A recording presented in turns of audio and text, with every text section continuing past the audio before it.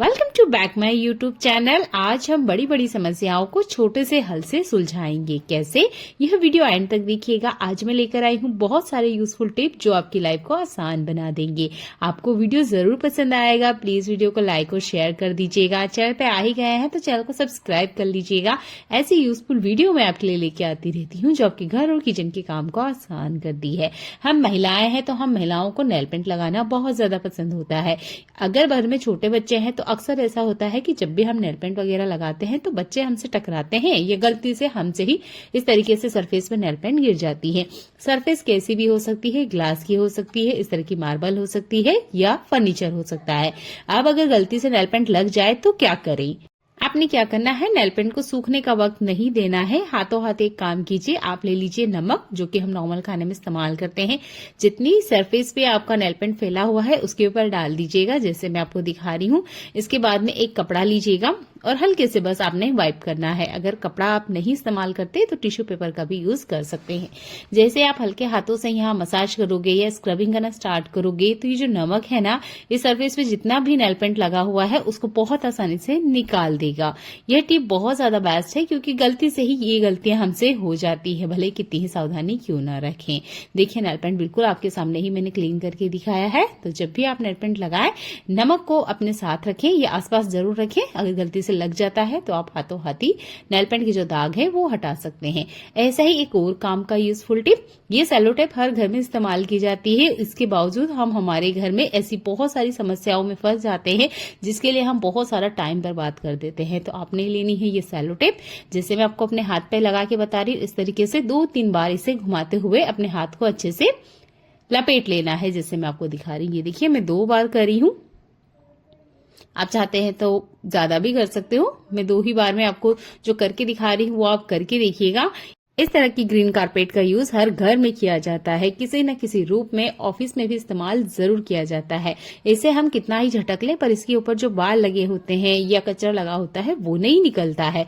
उसको साफ करने के लिए आप इस टेप वाली हैक का इस्तेमाल कर सकते हैं। हाथों पे इस तरीके से लगा लीजिएगा। अगर आपको नहीं पसंद है तो आप किसी और चीज पे भी लगा सकते हैं और उसके बाद में घुमा दीजिएगा जैसे मैंने आपको करके दिखाया। जितना कचरा है या बाल वगैरह है वो सारा का सारा इस सेलो टेप में आ जाता है। इसमें डस्ट भी आ जाती है। तो इस तरह की ग्रीन कारपेट को साफ करने के लिए बहुत अच्छे से काम करता है। नॉर्मल जो हमारे घर के कारपेट होते हैं ना, उसको भी आप इसी तरीके से साफ कर सकते हैं। फिर डस्टबिन में से थ्रो कर दीजिएगा। हमारे किचन में कुकर का इस्तेमाल जरूर होता है। कुकर जब थोड़ा टाइम हम इस्तेमाल करते हैं तो इसकी जो गास्केट या जो इस तरह की रबड़ होती है ये ढीली हो जाती है। फिर हम चेंज करते हैं, जैसे मैंने भी चेंज किया है। अभी पुरानी हो जाती है तो अक्सर हम इसे फेंक देते हैं। आपने फेंकना नहीं है, ये बहुत काम की चीज है। इसे अपने किचन में ही रखें पर इस्तेमाल अलग तरीके से करें। तो यहाँ मैंने एक एस हुक लिया है। आपके पास मार्केट वाला है तो वो लीजिएगा, नहीं तो आप इसे चूड़ी से भी बना सकते हैं। मेटल की चूड़ियों से बहुत आसानी से बन जाते हैं। अब आप इसमें ना कुछ भी चीज हैंग कर सकते हैं जैसे मैं आपको दिखा रही हूँ। ये देखिए, पर इसका एक नुकसान है कि इसमें आप एक ही चीज हैंग कर सकते हैं। मैं दूसरा तरीका बता रही हूँ इस रिंग का इस्तेमाल करने का। तो अपने किचन जो रस्टर होते हैं इनको आप ऑर्गेनाइज कर सकते हो जैसे मैं आपको दिखा रही हूँ। ये देखिए, इस तरीके से थोड़ा सा लंबाई में इसे घड़ी कर लीजिएगा। आप जितने चाहे उसके अंदर रख सकते हो। मैं 3 ही डस्टर आपको रख के दिखा रही हूँ। इस तरीके से लगा दीजिएगा जैसे मैं आपको दिखा रही हूँ। ये देखिए, अगर आपके पास बड़ा वाला किचन टॉवल है तो उसको रखने के लिए सबसे बेस्ट है। मैं आपको एक कील पे हैंग करके दिखा रही हूँ। ये देखिए, डस्टर आराम से इसके ऊपर लगे हुए हैं और हमने एक्स्ट्रा कोई खर्चा नहीं किया है। बस जो बेकार एक रिंग है उसी का इस्तेमाल किया है। ब्रेड का इस्तेमाल हर घर में किया जाता है। ब्रेड को फोल्ड करने का एक तरीका बताती हूँ। अगर आधा बच जाता है तो ऐसे ना फोल्ड करें, इसको ऊपर की तरफ से पकड़ें जैसे मैं आपको दिखा रही हूँ। यहाँ पर पकड़ते हुए इस तरीके से घुमा दीजिएगा। ऊपर जो प्लास्टिक का बचा हुआ पार्ट है वो आपने अगेन वापस ब्रेड को पहना देना है। ये अच्छे से कवर हो जाता है, बिल्कुल भी इसके अंदर हवा नहीं जाती है। पर ब्रेड का ये जो बचा हुआ टुकड़ा है इसका कैसे इस्तेमाल करें, एक टिप मैं आपको बता रही हूँ जिसे करने के बाद आपके घर के जितने चूहे हैं वो भाग जाएंगे। आपने लेनी है एक्सपायर कोई सी भी इस तरह की लिक्विड सिरप, जो भी आपके पास अवेलेबल हो, एक्सपायर होनी चाहिए। वो आपने ब्रेड के ऊपर डाल देनी है जैसे मैं आपको दिखा रही हूँ। ऐसा नहीं है कि ये बहुत ज्यादा हो जाएगा। ब्रेड जो होता है वो बहुत सारे लिक्विड को अपने अंदर ले लेता है जिसकी वजह से ये सारा का सारा ब्रेड के अंदर चला जाएगा। और थोड़ा सा टूथपेस्ट जैसे मैं आपको दिखा रही हूँ। ये देखिए, जब ये दोनों चीजें आपस में मिक्स होती है तो ये एक केमिकल बन जाती है जो कि चूहों के लिए बहुत ज्यादा नुकसानदेह होती है। जैसे ही वो इसे खाएंगे उनको बहुत ज्यादा पेट में जलन होती है और वो सीधे घर से बाहर भागते हैं। चम्मच से इस तरीके से दोनों को अच्छे से मिक्स कर लीजिएगा। मैंने ब्रेड के ऊपर डाइट आपको करके दिखाया। आप चाहे तो किसी बाउल वगैरह में भी दोनों चीजों को मिक्स करने के बाद में ब्रेड के ऊपर अप्लाई कर दीजिएगा। सीजर या चाकू की मदद से इस तरीके से छोटे छोटे टुकड़े कर दीजिएगा।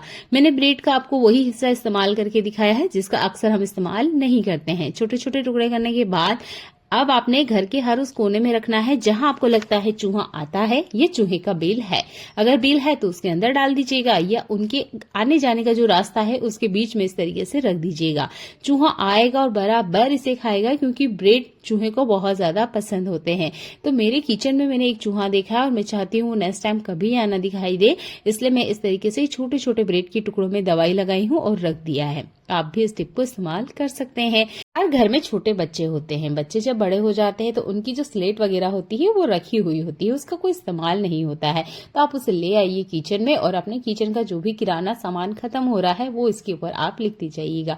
ये एक चौक लगभग हफ्ते भर चल जाती है। तो जो भी सामान आपको लगता है कि खत्म होते जा रहा है आप वो इसके ऊपर लिख सकते हैं, क्वांटिटी लिख सकते हैं और ये देखने में सुंदर लगता है। ऐसा नहीं कि बहुत ज्यादा ये भद्दा दिखेगा, बिल्कुल नहीं दिखता है, बहुत अच्छा दिखता है। इस तरह के ऑर्गेनाइजर या इस तरह की चीजें मार्केट में बहुत ज्यादा अवेलेबल हैं जिसके लिए हमें एक्स्ट्रा मार्केट में पैसा खर्च करते हैं। और बहुत बार तो हम तो डायरी वगैरह भी रखते हैं पर टाइम पे पेन नहीं मिलता है या कुछ ना कुछ दिक्कत तो होती ही रहती है। पर ये मैं फ्री वाला जुगाड़ बता रही हूँ क्योंकि इस तरह की चीजें अक्सर हमारे घर में रखी हुई होती हैं और फिर भी हम मार्केट में जाके पैसा खर्च करते हैं। कहीं पर भी आप इसे आराम से हैंग कर दीजिएगा, आप क्लियर पढ़ पाएंगे और जब भी आप मार्केट जाएंगे तो आपके किचन में जो भी सामान खत्म हुआ है आप उसे आराम से खरीद सकते हैं। ये अच्छे से मिट भी जाता है और जो चौक होती है ये बहुत सस्ता जुगाड़ है।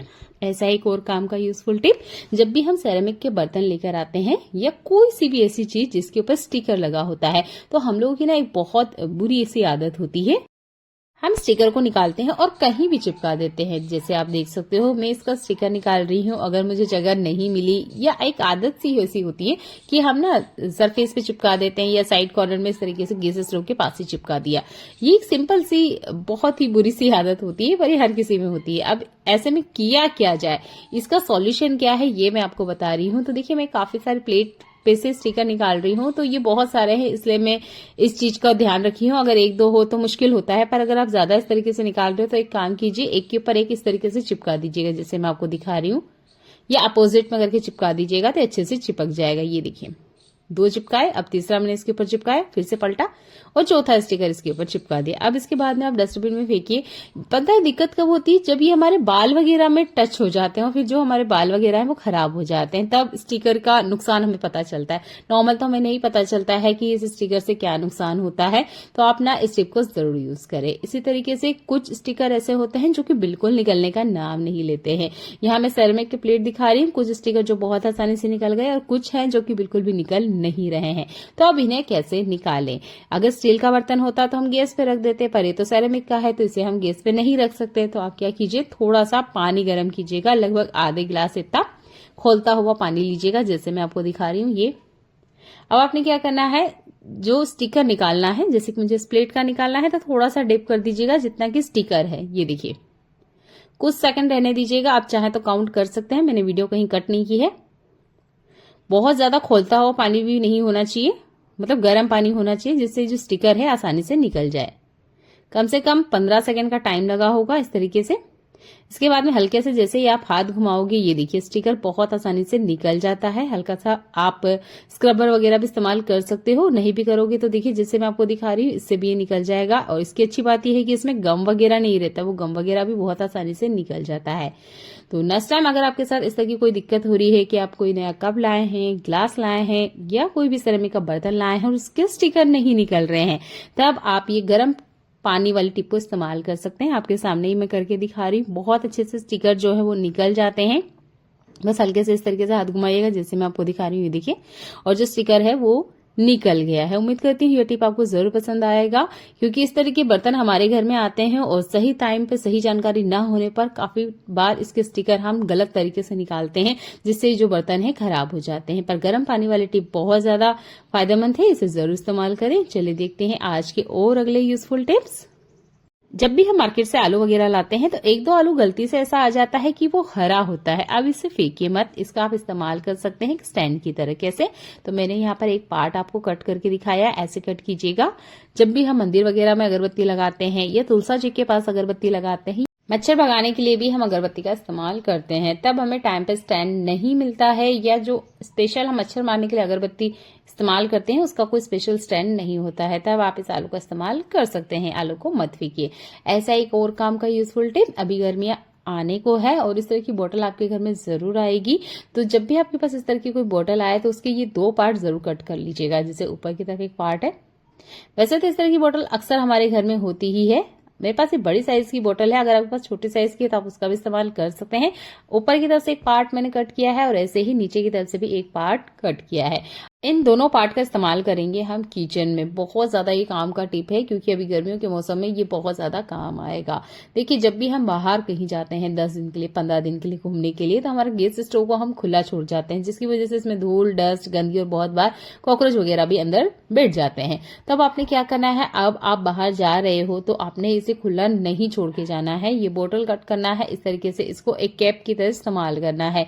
इससे आपका कोई एक्स्ट्रा खर्च नहीं होगा, ना ही आपका जो बर्तन है कोई होगा। अगर आप इसके ऊपर कोई प्लेट वगैरह लगा के जाओगे तो देखिए, आप अगेन जब वापस आओगे तो आप देखोगे कि ये जो आपका बर्तन है वो खराब हो चुका होता है, क्योंकि काफी सारी धूल डस्ट की वजह से वो गंदा हो जाएगा। पर ये बोतल वेस्ट थी तो वेस्ट बोतल का ही मैंने आपको रीयूज करके बताया है। ऐसा ही और काम का यूजफुल टिप, अभी गर्मियों के मौसम में आप बाहर जाओगे तो ये जो तवा वगैरह होता है इसे बिल्कुल भी खुला छोड़ के ना जाए। अगर आप इसे रख ही रहे हो, स्पेशल अगर लोहे का तवा है, तो आप इस तरह की पॉलिथीन का इस्तेमाल करें। हमारे घर में जब भी सामान आता है तो इस तरह की पॉलिथीन जरूर आती है। पॉलिथीन के अंदर आपने तवे को रख देना है, जैसे मैं आपको दिखा रही हूँ, ये देखिए, और एक दो नोट लगा दीजिएगा। अब अगर महीने भर बाद भी आप इस तवे को खोल के देखोगे तो ना इसके ऊपर आपको धूल मिलेगी, ना ही डस्ट मिलेगी और ना ही जंग मिलेगा। वैसे तो ये नॉन स्टिक तवा है, आप लोहे के तवे के लिए भी आप इस टिप को इस्तेमाल कर सकते हैं। कोई सा भी बर्तन जो आप लॉन्ग टाइम के लिए रखते हो और बाद में आपने इस्तेमाल करना है तो हमेशा उसे प्लास्टिक से कवर करके ही रखें। देखिए, घर में बढ़ते बच्चे हैं तो आप उन्हें बनाना शेक जरूर देते होंगे। अगर रात को बादाम भिगोना भूल गए हैं तो बादाम को कैसे इस्तेमाल करें, ये टिप बहुत ज्यादा काम आएगी। सबसे पहले आपने बादाम को ही पीसना है, इसमें पहले केला और दूध नहीं डालना है। सबसे पहले आप बादाम को ही पीसेंगे क्योंकि हमने इसे भिगोया नहीं था, और अगर भिगो के भी इस्तेमाल करते हो तब भी आपने सबसे पहले बादाम ही पीसना है, क्योंकि अगर थोड़ा सा भी रह गया ना तो फिर वो मुंह में आता है और बच्चे बिल्कुल भी खाना पसंद नहीं करते हैं। यहाँ आप दूध के अंदर जो छोटे छोटे पार्ट देख रहे हो, ये केला ही है। मेरा जो छोटा बेटा है वो केले जब भी खाता है तो आधा केला खाता है और कभी कभी तो पूरा केला ही छोड़ देता है। तो इस तरीके से मैं दूध में डाल देती हूँ, और जब मुझे बनाना शेक बनाना होता है, दूध में डालने से ये फायदा होता है कि केला काला नहीं पड़ता है। अगर मैं इसे केले को दूध में ना डालूं तो ये केला खराब हो जाएगा। और हाथों हाथ ही कोशिश करती हूँ 2 से 3 घंटे के अंदर ही ये बनाना शेक बना के रेडी कर लूं। तो यह टिप आपके जरूर काम आएगी कि इमरजेंसी में बादाम अगर नहीं भिगोया हो तो कैसे इस्तेमाल करें, और अगर बच्चा केला छोड़ देता है तो उस केले को भी आप कैसे यूज में लाएं। चलिए, मिलते हैं अगली यूजफुल वीडियो में। देखने के लिए आपका बहुत सारा धन्यवाद।